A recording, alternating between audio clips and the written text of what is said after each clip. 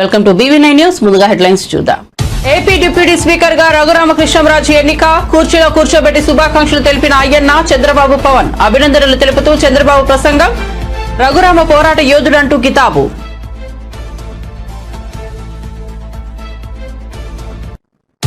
రేవంత్ రెడ్డిని కలిసిన British high commissioner Lindy Cameron. CM నివాసంలో బ్రిటన్ ప్రతినిధులకు శాల్వాల సత్కారం. బ్రిటన్ ప్రతినిధులతో మర్యాదపూర్వక సమావేశం.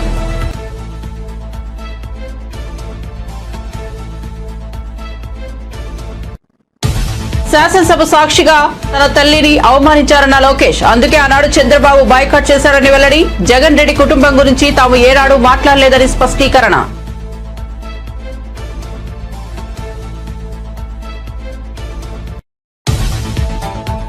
వికారాబాద్ కలెక్టర్ పై దాడి case. Patnam Narender Reddy arrest. Harish Rao media ముందుకు. కొడంగల్ నుంచి తిరుగుబాటును ప్రతిపక్షాల కుట్రగా చూపుతున్నారన్న సీఎం రేవంత్ రెడ్డి అన్న హరీష్ రావు. చర్లపల్లి జైల్లో పట్నం నాగేందర్ రెడ్డిని పరామర్శించిన హరీష్ రావు.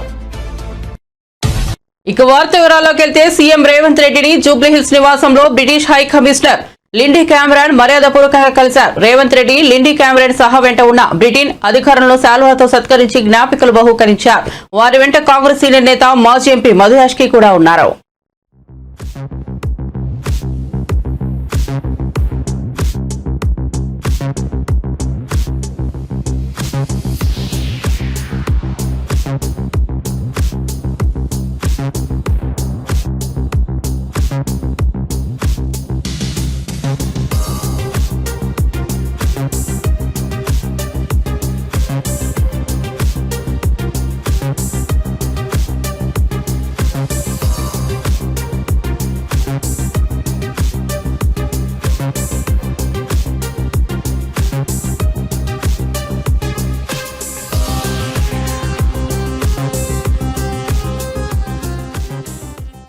లక్కీ పర్సన్ అంటే రఘురామకృష్ణంరాజు అనే చెప్పాలి. గతంలో ఎంపీ అయి ఉండి నియోజకవర్గంలో అడుగు పెట్టలేనంతగా తీవ్ర సమస్యలను ఎదుర్కొని మొన్నటి ఎన్నికల్లో ఎంపీ టికెట్ వస్తుందో రాదో తెలియకుండా చివరికి ఎమ్మెల్యే టికెట్ పై పోటీ చేసి గెలుపొంది నేడు ఏకంగా డిప్యూటీ స్పీకర్ గా ఎన్నికయ్యారు. అంతకంటే భాగ్యం ఏమిటంటే రఘురామను CM Chandrababu, deputy CM Pawan Kalyan వంటి హేమా హామీలు చైర్ వద్దకు సగౌరవంగా తీసుకెళ్లి కూర్చోబెట్టారు. వారి వెంట బీజేపీ తరపున విష్ణుకుమార్ రాజు కూడా ఉన్నారు. స్పీకర్ అయ్యన్న పాత్రుడు చైర్లో నుంచి లేచి రఘురామను కూర్చోబెట్టారు. రచ్చబండ మరియు ఇతర కార్యక్రమాల ద్వారా సామాన్య ప్రజలకు కూడా బాగా పరిచయమైన వ్యక్తి. అటువంటి వ్యక్తి ఇక్కడ డిప్యూటీ స్పీకర్గా పనిచేయడం మనందరికీ కూడా ఆనందదాయకం.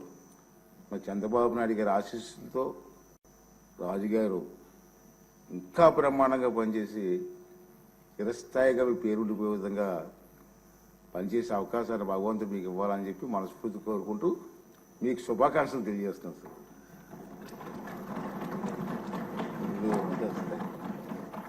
సార్. బాబు గారు, కళ్యాణ్ గారు, మనోహర్ గారు,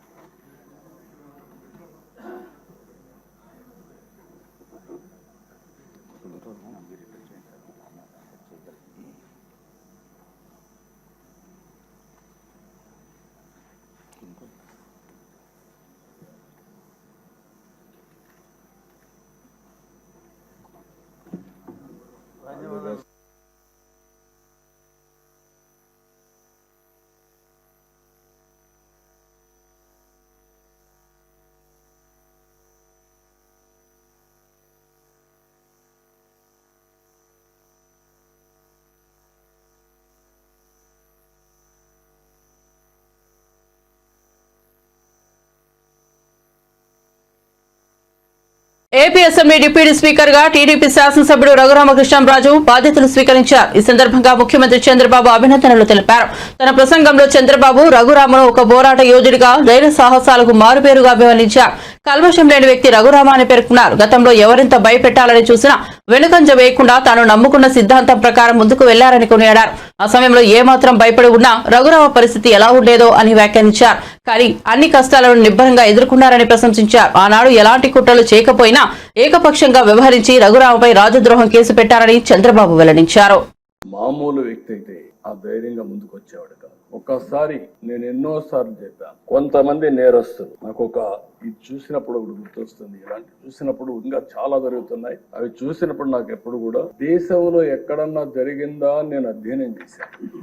ఇక్కడుండే శాసనసభ్యులు 5 కోట్ల ప్రజలు కూడా అర్థం చేసుకోవాల్సిన అవసరం ఉంది. రెండోది, ఆయన విషయంలోనే కాదు, నా విషయంలో కూడా జరిగిన తర్వాత ఏదైతే నా అభిప్రాయాన్ని ధృవీకరించుకున్నా, నేను జైల్లో ఉన్నప్పుడు నా రూమ్ లో కూడా సీసీటీవీ కెమెరాలు పెట్టి నేరుగా వాచ్ చేయాలని ప్రయత్నం చేశారు ఇక్కడి నుంచి, రిమోట్ నుంచి. అదే ఈయన విషయంలో కూడా ఆయన్ని కొడుతూ టీవీలో, సెల్ ఫోన్ లో ఆనాటి ముఖ్యమంత్రి చూశారని వారు చెప్పే పరిస్థితికి వచ్చారు. అది ఆ రోజు నాకు నమ్మశక్యంగా అనిపించలేదు. కానీ నా విషయంలో ఎక్కడైతే నన్ను జైల్లో పెట్టారో ఆ రూమ్ లో కూడా సీసీటీవీ కెమెరా పెట్టి నేను ఏ విధంగా ఉన్నానో వాచ్ చేయడానికి ప్రయత్నం చేశారన్నప్పుడు నాకు నా అభిప్రాయాలు కన్ఫర్మ్ అయినా. అది అయిన తర్వాత నేను చాలా సార్లు ఆలోచించాను, ఎక్కడన్నా ఇలాంటి వాళ్ళు ఉన్నారా, ఎక్కడన్నా జరిగిందా ప్రపంచంలో అని అడిగితే ఒకే ఒక వ్యక్తి దొరికాడు. ఆ వ్యక్తి కొలంబియాలో ఎన్నో ఏళ్లకు మునుపు కాదు, 1980-85 ఆ ప్రాంతంలో ఏదైతే పాబ్లో ఎస్కోబార్, అతనికి ఇతనికి కరెక్ట్ గా సరిపోతున్నాయి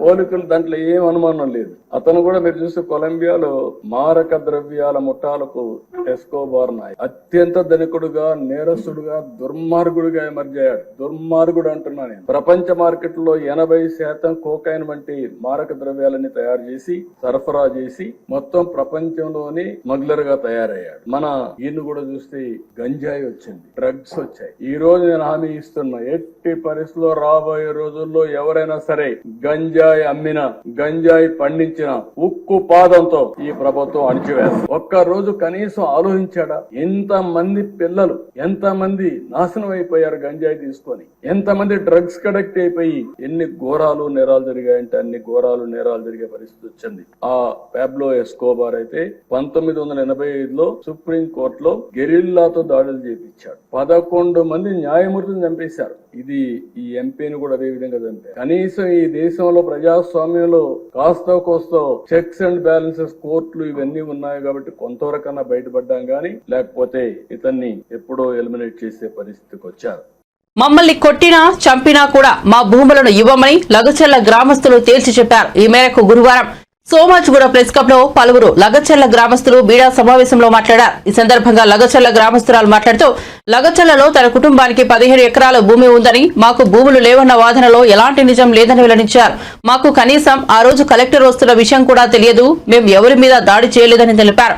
మా భూములు పోతాయి, మా ఇండ్లు పోతాయని మమ్మల్ని భయపెడుతున్నారని, మీరు సచ్చినా సరే ఫార్మా కంపెనీ వస్తుందని మమ్మల్ని బెదిరించారని ఆవేదన వ్యక్తం చేశారు. నేను గర్భిణిని, నాకు ఏమైనా అయితే ప్రభుత్వానిదే బాధ్యత అని లగచర్ల గ్రామస్తురాలు ఫైర్ అయింది. మాకు దాడి చేయాలని ఎవరూ చెప్పలేదు, మా భూములు పోతున్నాయి, అందుకే దాడులు చేస్తున్నామని వెల్లడించింది. భూములు ఇవ్వాలని కూడా మమ్మల్ని అడగలేదు, మేము ఎందుకు భూములు ఇస్తామని లగచర్ల మహిళా రైతు ప్రభుత్వాన్ని నిలదీశారు. ధాన్యాలే కదా మీరు డబ్బులతో కొనుక్కొని ధాన్యమే కదా తినేది, మాకు ఎవ్వరేం చెప్తలేరు. మా భూములు పోతున్నాయని మేమైతే పోరాటం చేస్తున్నాం. మా భూములు పోరాదు, మేము మా భూముల కాడికే ఉండాలి, మేము మా భూముల్లోనే పంటలు పండించుకొని మా బతుకు తీరు మేము ఏదో బతుకుతున్నాం. జ్యోతి మా అంటే మస్తు ఎక్కువ అంటే 1200 ఎకరాలు భూములు పోతున్నాయి నాకు తెలిసి. మా భూమి ఏమో 15 ఎకరాలు, మా ఆయన పేరు పైననే 15 ఎకరాలు, మా ఆయన పేరు మా బావ పేరు పైన 15 ఎకరాలు. మాకెవ్వరు వచ్చి మాట్లాడలేదు సార్, డైరెక్ట్గా వచ్చిండ్రు ఊరికి. మా గిరిజన వాళ్ళు ఏం చదువుకున్నారా? మనలాగా చదువుకోలేరు కదా, గిరిజన వాళ్ళు ఎవ్వరు చదువుకోలేరు, వాళ్ళకి తెలియదు కలెక్టర్ వస్తుండని చెప్పలేరు. కలెక్టర్ వస్తుందనే విషయం కూడా ఎవరికి ఊర్లో వచ్చి ఎవరికి చెప్పలేడు. అయితే డైరెక్ట్ కలెక్టర్ వచ్చినప్పుడు గో బ్యాక్ కలెక్టర్ అని వేడుకున్నాము, అయినా కలెక్టర్ పోలేడు. అందుకని కలెక్టర్ పైన దాడింత చేతు కూడా లేపలేరు ఎవరు.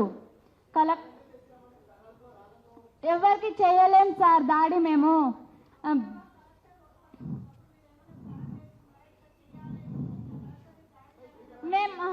అలాంటి ప్లాన్ ఏం వేసుకోలేం. మా కలెక్టర్ వస్తుందనే విషయం కూడా తెలియదు, కలెక్టర్ వచ్చే విషయం మాకు తెలియదు, కలెక్టర్ వస్తుందని ఎవరు చెప్పలేరు మాకు. అది దాడి అయితే మేము దాడి చేయాలని ఎవరు దాడి చేయలేరు. ఎవరో ఏమో భూముల కోసం అయితే డ్రోన్లు తిరిగినాయి, సర్వైలు చేస్తుండ్రు, అన్ని చేస్తుండ్రు. మీ ఇల్లు పోతాయి, మీ భూములు పోతాయని మాకు బెదిరిస్తుండ్రు.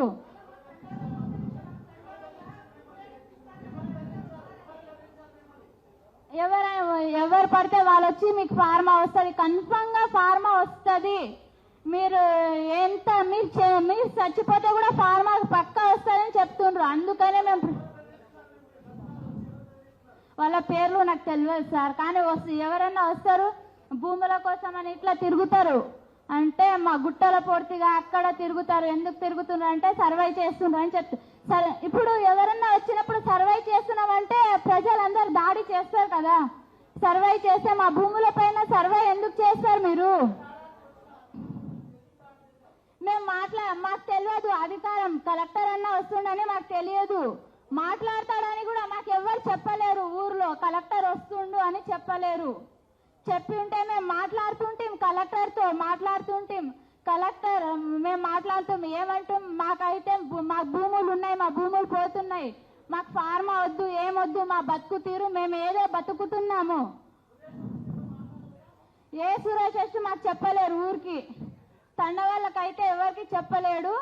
మాది మేమే పోయినాము. లవచర్ల గ్రామంలో మీటింగ్ ఉందని చెప్పిండ్రు, అందుకనే వెళ్ళినాం.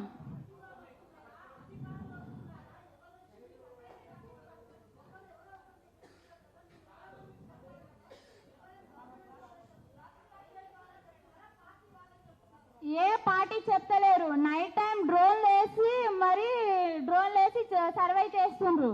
ఆల్రెడీ డ్రోన్ల పైన సర్వే మొత్తం అయిపోయింది.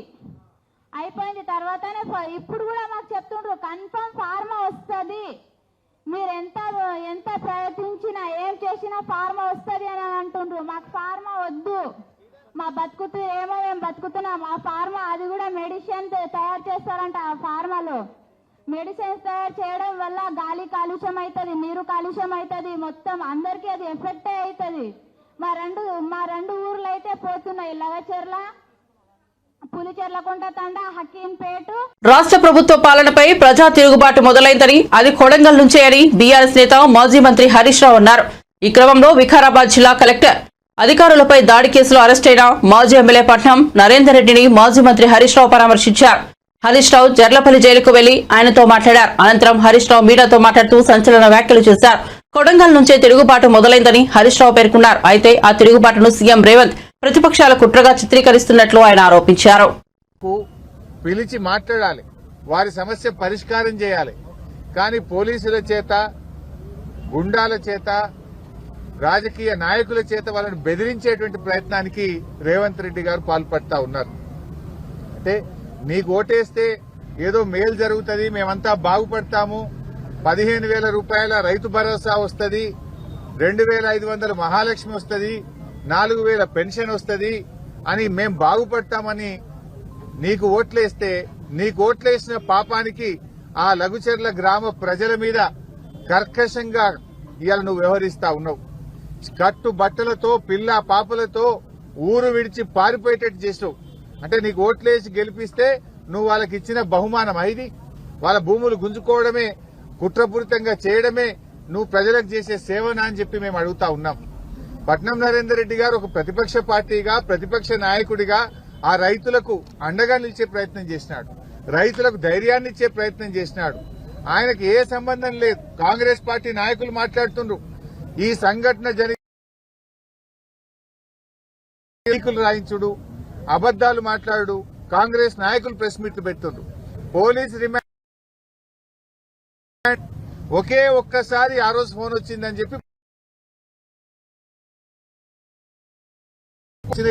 అని ఇవాళ మీరు ప్రతిపక్షాల మీద అక్రమ కేసులు పెట్టచ్చు, కానీ ప్రజా తిరుగుబాటు నుంచి తప్పించుకోలేరు. ఇవాళ నేను అడుగుతా ఉన్నా, ఎవరు జరిగినా బీఆర్ఎస్ కుట్ర అంటాడు.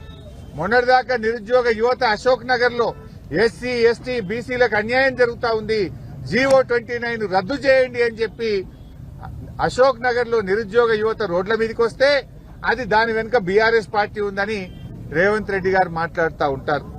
రైతులు మా పత్తికి, వరికి మద్దతు ధర రావడం లేదు, రైతు భరోసా రాలేదు, రైతులకు రుణమాఫీ కాలేదని రైతులు రోడ్ల మీదకి వస్తే బీఆర్ఎస్ పార్టీ రైతుల చేత ధర్నా చేయిస్తుందని ముఖ్యమంత్రి గారు మాట్లాడుతూ ఉంటారు. మా స్పెషల్ పోలీసులు, మాకు ఏక్ పోలీసింగ్ పద్ధతి కావాలి, మా సరెండర్ లీవులు మాకుండాలి, మమ్మల్ని ఇబ్బంది పెడుతున్నారని పోలీసులు రోడ్ల మీదకి వచ్చి ధర్నాలు చేస్తే దాని వెనుక బీఆర్ఎస్ పార్టీ కుట్ర ఉందని రేవంత్ రెడ్డి గారు మాట్లాడుతుంటారు. గురుకుల విద్యార్థులు ఈ పురుగులన్నం మేము తినలేకపోతా ఉన్నాం, మాకు నీళ్ల చారుతో మేము తినలేకపోతున్నాం అని గురుకుల విద్యార్థులందరూ రోడ్ల మీదకి వచ్చి ధర్నాలు చేస్తుంటే ఇది బీఆర్ఎస్ వాళ్ళే చేయిస్తుండ్రని ముఖ్యమంత్రి గారు మాట్లాడతారు. చివరికి ఆయన స్వంత నియోజకవర్గంలో మా గిరిజన సోదర సోదరీమణులు మా భూములు మాకు కావాలి, ఫార్మాసిటీకి మేము భూములు ఇవ్వము అని చెప్పి నీ నియోజకవర్గ గిరిజనులు రోడ్ల మీదకి వచ్చి పోరాడితే దీని వెనుక బీఆర్ఎస్ పార్టీ కుట్ర ఉందని రేవంత్ రెడ్డి గారు మాట్లాడుతుంటారు. అంటే ప్రతిపక్షం, ప్రజలు మాకు ఇచ్చిన బాధ్యత ఏంది? ఏ వర్గాలకైతే ఈ ప్రభుత్వం అన్యాయం చేస్తుందో, ప్రజలకిచ్చిన మాట నిలబెట్టుకోవడం లేదో, ఏ వర్గాలైతే పోరాటం చేస్తున్నాయో ఆ వర్గాలకు అండదండగా ఉండాలని, ప్రజల గొంతుకై పనిచేయాలని ప్రజలు మాకు ప్రతిపక్ష బాధ్యత ఇచ్చారు. ప్రతిపక్షంగా విద్యార్థులు రోడ్ల మీదకి వస్తే వారికి సంఘీభావం ప్రకటించడం మా బాధ్యత. ప్రతిపక్షంగా రైతులకు మద్దతు ధర రాకపోతే పోరాడడం మా బాధ్యత. ప్రతిపక్షంగా నిరుద్యోగ యువకులకు అన్యాయం జరిగితే పోరాడడం మా బాధ్యత. మరి నువ్వు ఎస్సీ ఎస్టీలకు అన్యాయం చేసి వాళ్ళ భూములు గుంజుకుంటే వాళ్ళు రోడ్ల మీదకి వస్తే నైతిక మద్దతు ఇవ్వడం మా బాధ్యత. పోలీసులు రోడ్ల మీదకి వస్తే పోలీసుల హక్కులు కాపాడడం కోసం కూడా వారి పక్షాన నిలబడడం ప్రతిపక్షంగా మా బాధ్యత. లేకపోతే ఏం చేయాలి? నువ్వు చేసే తప్పులకు, నువ్వు చేసేటువంటి నేరాలకు, నువ్వు చేసేటువంటి అక్రమాలకు మేము చిరుతలు వాయిస్తూ నీకు చెక్కబజ కంచె చేను మేసిన చందంగా ప్రజల భూములు లాక్కొని మల్టీనేషనల్ కంపెనీలకు కట్టబెట్టే అధికారం ప్రభుత్వానికి ఎక్కడిదని బీజేపీ ఎంపీ ఈటెల రాజేందర్ ప్రశ్నించారు. రియల్ ఎస్టేట్ వ్యాపారం కోసమే కొడంగల్లో భూములు తీసుకుంటున్నారని ఆరోపించారు. గురువారం బీజేపీ రాష్ట్ర కార్యాలయంలో మీడియాతో మాట్లాడిన ఆయన అర్హత లేని సీఎం రేవంత్ రెడ్డి సోదరుడు లగచర్లకు వెళ్తే ఆహ్వానం పలికిన పోలీసులు ఎంకే డీకే అరుణ వెళ్తే అడ్డుకున్నారని ధ్వజమెత్తారు. దందాల కోసమే హైడ్రాను సృష్టించారని, ప్రజల భూములు ఆస్తులు లాక్కునే ప్రభుత్వాన్ని ఎన్నడూ చూడలేదన్నారు. పంటలు పండే భూములను ఫార్మా కంపెనీల కోసం రైతుల వద్ద నుంచి బెదిరించి తీసుకుంటున్నారని ధ్వజమెత్తారు. రైతుల నుంచి భూముల నుంచి వేరు చేయడం అంటే తల్లిని బిడ్డను వేరు చేయడం లాంటిదన్నారు. రైతులు ఒప్పుకోకపోయినా అనేక ప్రలోభాలకు గురి చేస్తున్నారని మండిపడ్డారు. మీరు రావాలని చెప్పి స్వచ్ఛందంగా గ్రామాలే తరలి వచ్చి అక్కడ ధర్నా కార్యక్రమం కూడా పెట్టిండ్రు. సావనైనా సత్తం తప్ప మా గ్రామాలు వదిలిపెట్టే ప్రసక్తి లేదు, మేము ప్రభుత్వానికి భూమి ఇచ్చే ప్రసక్తి లేదు, మమ్మల్ని బతకనీయమని చెప్పి వారు కోరిండ్రు. అంటే ఆ ప్రాంతంలో అనేక సంవత్సరాలుగా ఒక అలజడి, ఒక ఆందోళన, ఒక భయం వెంటాడుతూ ఉంటే రేవంత్ రెడ్డి గారు సొంత నియోజకవర్గం కాబట్టి వాళ్ళ యొక్క మనోభావాన్ని అర్థం చేసుకొని వెనుకకు తగ్గుతారని చెప్పి ఆశించిండ్రు. వెనుకకు తగ్గకపోగా అహంకారంతో ఇవాళ అనేక రకాల ఇబ్బందులు పెట్టి చివరికి కలెక్టర్ని పంపిస్తే అంతకంటే ముందే డీకే అరుణ సమక్షంలో ఆగ్రహం వ్యక్తం చేసిన రైతులు, అంతకంటే ముందే కొంతమంది బ్రోకర్లని వాళ్ళు ఊర్లలో బంధించి మీరు మా ఊర్లలోకి వచ్చి భూములు ఇచ్చే ప్రయత్నం చేస్తే మిమ్మల్ని వెంటాడతామని చెప్పి బెదిరించిన రైతాంగానికి, అంతకంటే ముందే పాదయాత్ర చేసిన రైతాంగానికి ఇవన్నీ తెలిసి కూడా అహంకారపూరితంగా కలెక్టర్ గారు అక్కడికి పోయిండ్రు. కలెక్టర్ గారు పోయిన తర్వాత మీ ప్రజా సేకరణకి మేము రాము, మమ్మల్ని ఇబ్బంది పెట్టకండి అని చెప్పిండ్రు వాళ్ళు. అయినా బలవంతంగా మళ్ళీ పోయిండ్రు. పోతే వాళ్ళు నిరసన చెప్పిండ్రు, బయటికి పంపించిండ్రు. స్వయంగా కలెక్టర్ గారు చెప్పిన మాట ఏంటంటే నా మీద దాడి జరగలేదని చెప్పిండ్రు. చెప్పిన తర్వాత రాత్రికి రాత్రి 1500 మంది పోలీసుల్ని ఈ 4 గ్రామాల మీద పడి యుద్ధ భూమిలో ఎట్లయితే ఇతర దేశాలు వచ్చి ఆక్రమించుకొని ఇబ్బంది పెడితే పద్ధతుల్లో గ్రామాల మీద పడి యువకుల్ని మాట్లాడిన మహిళలందరూ కూడా రాత్రి అరెస్ట్ చేసి తీసుకుపోయారు. తీసుకపోతే ఎందుకు తీసుకుపోతున్నారని చెప్పి అడిగిన కర్మానికి అనేక మంది కొట్టి హింసించారు. ఎంతమందిని హింసించారు, ఎంతమందికి ఏమైంది అనేది రేపు తెలుస్తుంది. ఇవాళ దాచేస్తుండొచ్చు, ఇవాళ బెదిరిస్తుండొచ్చు, కానీ తప్పకుండా తెలుస్తుంది. ఇంకా దారుణమైన మాట ఏంటంటే ఆ ప్రాంతంలో మొత్తం ఇంటర్నెట్ బంద్ చేసిండ్రు, సెల్ ఫోన్లు పనిచేయకుండా చేసిండ్రు. అంటే యుద్ధ భూమిని తలపించే పద్ధతిలో రేవంత్ రెడ్డి గారు ఓట్లేసి గెలిపించిన ప్రజానికానికి ఇవాళ చూపిస్తున్నటువంటి నిజస్వరూపం ఇది. చివరికి ఈ సంఘటన మీద స్వయంగా అక్కడ ఎంపీగా ఉన్నటువంటి డికే అరుణ గారు రైతాంగాన్ని కలుసుకుందాం, ఏమైందో తెలుసుకుందాం అని చెప్పి పోతే ఎక్కడో కిలోమీటర్ల దూరంలో వికారాబాద్లో మొత్తం బారికేడ్లు వేసి స్వయంగా ఎంపీగా ఉన్నటువంటి డికే అరుణ గారిని నివారించే ప్రయత్నం చేశారు. కానీ అదే ముఖ్యమంత్రి గారి సోదరుని మాత్రం 50 కార్ల కాన్వాయ్తో 300 మందితో ఆ పల్లెలను కూడా తిరుక్కుంటా మీరు తిరుగుబాటు చేస్తారని మా మీద అని చెప్పి దూషించుకుంటా, మీరు కనుక మర్యాదగా సంతకాలు పెట్టకపోతే మీ జైళ్ళల్లో మగ్గేటువంటి మీ యువకులు కానీ మీ కొడుకులు కానీ మీ భర్తలు కానీ బయటికి వచ్చే ప్రసక్తి లేదని చెప్పి చెప్తా ఉన్నారు. అక్కడ డికే అరుణ గారు నేను ఎంపీని పోనిస్తలేరు, మీరు వారిని పోనిస్తుందంటే వాళ్ళు కాంగ్రెస్ పార్టీలు కదా, అంటే అధికారులు కూడా ఎట్లా బానిసలాగా పనిచేస్తుండడానికి ఇది సజీవ సాక్ష్యం. గత వైసీపీ పాలనలో చంద్రబాబు ప్రతిరోజు అసెంబ్లీకి వచ్చారని, నా తల్లిని అవమానించిన తర్వాత బాయ్కాట్ చేశారని విద్యా ఐటీ శాఖల మంత్రి నారా లోకేష్ స్పష్టం చేశారు. వైసీపీ దుష్ప్రచారం చేస్తోందంటూ ఆయన శాసనమండలిలో ఆగ్రహం వ్యక్తం చేశారు. మండలిలో మంత్రి లోకేష్ మాట్లాడుతూ వైసీపీ ప్రచారం పట్ల బదులిచ్చారు. శాసనసభ సాక్షిగా నా తల్లిని అవమానించారు అధ్యక్ష, అది గుర్తుపెట్టుకోండి. మీరు గౌరవ సభతో వస్తున్నారు, మా తల్లిని అవమానించారు. ఈ రోజు మీరు కావాలని పోస్టులు కూడా అట్టని పెడుతున్నారు. మా తల్లిని అవమానించారు. ఆ రోజు మీకు గుర్తురాదా? ఎన్ని ఎక్కడ అవమానించలేదు సార్, ఎక్కడ అవమానించలేదు. మీరు ఎట్లా మాట్లాడారో, మీరు ఉన్నారా హౌస్ లో? మీరు ఉన్నారా హౌస్ లో? మీరు ఉన్నారా హౌస్ లో? ఆ రోజు కూర్చోండి. మా తల్లిని అవమానించారు. అక్కడ ఉన్నారా హౌస్ లో? షర్మిల గారిని అవమానిస్తారు, విజయలక్ష్మి గారిని అవమానిస్తారు, మా తల్లిని అవమానిస్తారా? ఏం గుర్తురాదా మీకు? అదే ఒక్క నిమిషం నేను కూడా మాట్లాడచ్చు, గుర్తుపెట్టుకోండి. ఒక్క నిమిషం నేను కూడా మాట్లాడండి. ఏనాడు మేము మాట్లాడలేదు. కూర్చోండి. ఏనాడు జగన్మోహన్ రెడ్డి గారి కుటుంబం గురించి మేము ఏనాడు మాట్లాడాల? నేను ఏనాడు మాట్లాడాల? మా సభ్యులు ఏనాడు మాట్లాడాల? కూర్చోండి. శాసనసభ సాక్షిగా మా తల్లిని అవమానిస్తే కూర్చోమంటారా? కూర్చోమంటారా? 22 వరకు చంద్రబాబు నాయుడు గారు ప్రతిరోజు హౌస్కి వచ్చారు, ప్రతిరోజు హౌస్ నిలబడ్డాడు, సింగిల్ గా నిలబడ్డాడు. సింహంగా గుర్తుపెట్టు, సింగిల్ గా నిలబడ్డాడు, పోరాడాడు. ఆ రోజు మా తల్లిని అవమానించారు కనుకనే బాధ తట్టుకోలేక సభ బైకాట్ చేసి బయటకు వెళ్ళారు. కానీ ఎమ్మెల్యేలు ఉన్నారు ఇక్కడ, నిమ్మల రామారెడ్డి గారు వెళ్ళారు, స్వామి గారు ఉన్నారు, ఇతర గొట్టపల్లి రవి గారు వెళ్ళారు. అది మాకున్న చిత్తశుద్ధి అండి. ఈ రోజు మీ ఎమ్మెల్యేలు ఎందుకు రావట్లేదు అని అడుగుతున్నా. 10 మంది జగన్మోహన్ రెడ్డి గారు కాకుండా 10 మంది ఉన్నారు, రాలేదు. మా తల్లిని అవమానిస్తే నేను కూర్చోమంటారు? ఇంకా మాట్లాడతాం. మేము మనుషులు కాదా? సొంత తల్లి అవమానించారు సార్ ఆ రోజు. మాడుకున్న కూర్చోమంటారు? అయితే తెలియకుండా ఏదంటే అది మాడితే ఎట్లా అధ్యక్ష? ఎందుకు ఆ రోజు బైకాట్ చేస్తారో మాకు తెలుసు.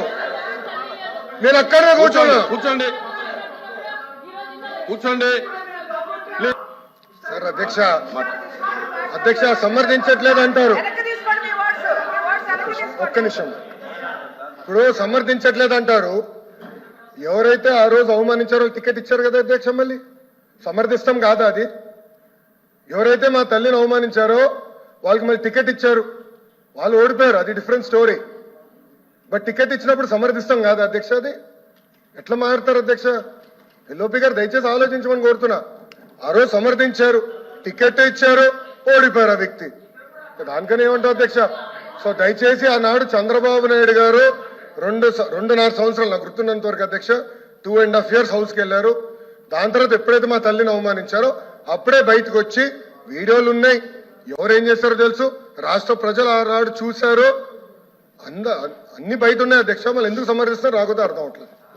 వెంటనే ప్రభుత్వాన్ని పడగొట్టి రాజులై యువరాజులై ధరణి లాంటి లోపు భూయిష్ట చట్టాలతో రాష్ట్రాన్ని దోచుకోవాలని చూస్తున్నారని రోడ్లు భవనాల శాఖ మంత్రి కోమిటిరెడ్డి వెంకటరెడ్డి అన్నారు. గురువారం మహారాష్ట్ర ఎన్నికల ప్రచారంలో పాల్గొనేందుకు వెళ్తున్న మంత్రి జహీరాబాద్ లో ఉజ్వల్ రెడ్డి నివాసంలో మీడియాతో మాట్లాడారు.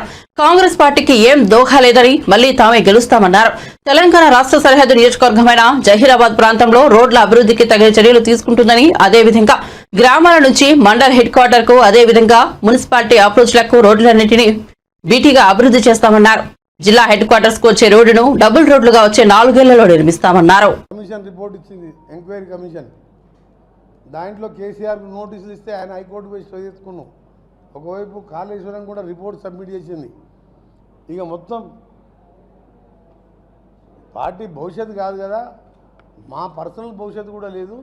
ఈ ఫోన్ ట్యాపింగ్లో కూడా red corner notice, blue corner notice ద్వారా ప్రభాకర్ రావు గారు అక్కడ పాస్పోర్ట్ రద్దు అయితే ఆయనను కూడా రప్పించి ప్రయత్నాలు చేసి ఇక్కడ కొందరు మాజీ ఎమ్మెల్యేలకు నోటీసులు ఇచ్చి అందరూ కూడా జైలు పాలయ్యే సమయంలో ఈ దాడిలో నిన్న జరిగిన సంఘటన మన దానికి కారణం.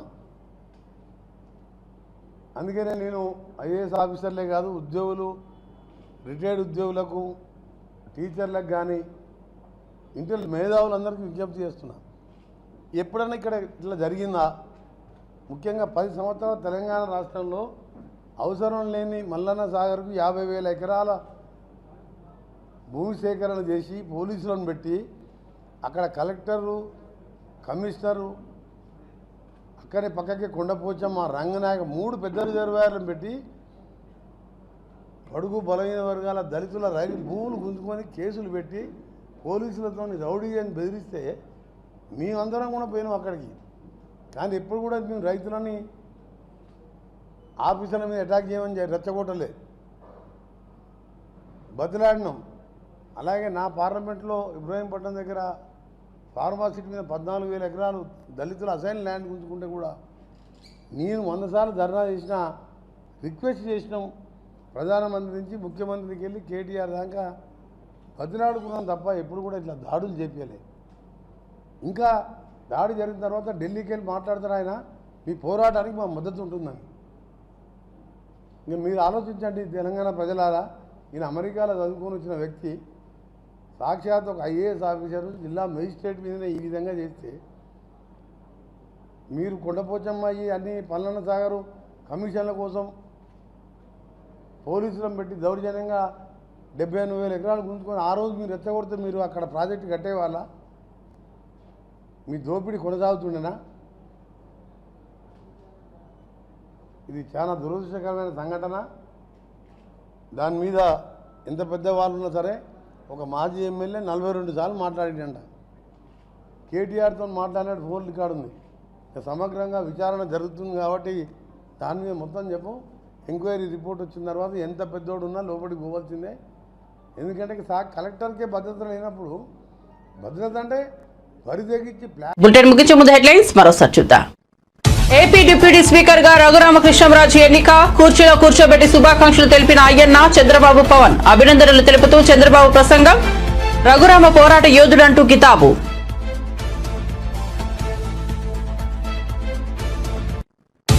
రేవంత్ రెడ్డిని కలిసిన British high commissioner Lindy Cameron, CM నివాసంలో బ్రిటన్ ప్రతినిధులకు శాల్వాల సత్కారం, బ్రిటన్ ప్రతినిధులతో మర్యాదపూర్వక సమావేశం.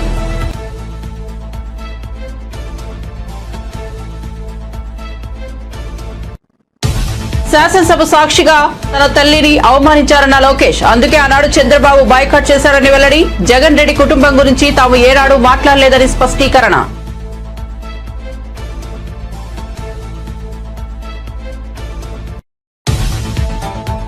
వికారాబాద్ కలెక్టర్ పై దాడి case, Patnam Narender Reddy arrest, Harish Rao media ముందుకు, కొడంగల్ నుంచి తిరుగుబాటును ప్రతిపక్షాల కుట్రగా చూపుతున్నారన్న సీఎం రేవంత్ రెడ్డి అన్న హరీష్ రావు. చర్లపల్లి జైల్లో పట్నం నాగేందర్ రెడ్డిని పరామర్శించిన హరీష్ రావు. మరిన్ని అప్డేట్స్ కోసం చూస్తూనే ఉండండి BB9 న్యూస్.